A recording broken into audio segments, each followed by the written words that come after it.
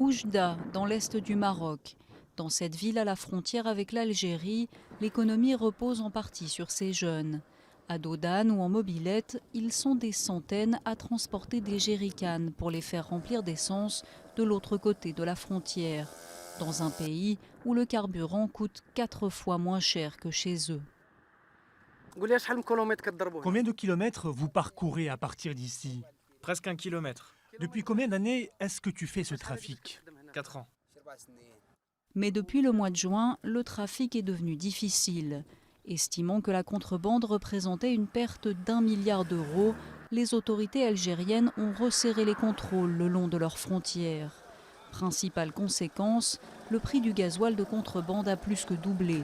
Et cette augmentation frappe durement la population de la région. Ce coût élevé ne sera pas accepté par le citoyen qui utilise directement le gasoil, puisqu'il y aura des retombées sur le transport, les produits alimentaires et autres. Et il y a eu des augmentations. Tout ça est normal.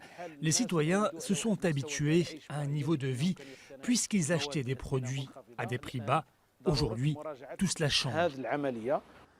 La frontière avec l'Algérie est fermée depuis 1994.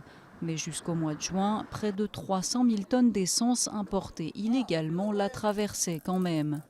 Passeurs, revendeurs, quelques 18 000 personnes gagnaient leur vie grâce au trafic. Une manne financière que les autorités marocaines ont bien du mal à compenser.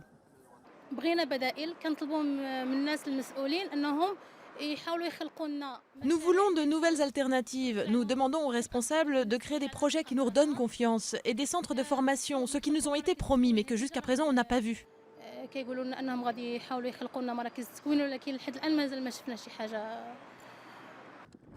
Depuis son accession au trône en 1999, Mohamed VI s'est efforcé de désenclaver la région. Elle reçoit désormais 700 tonnes de carburant par jour, pas encore suffisant pour apaiser la colère des habitants qui se sentent toujours très isolés du reste du pays.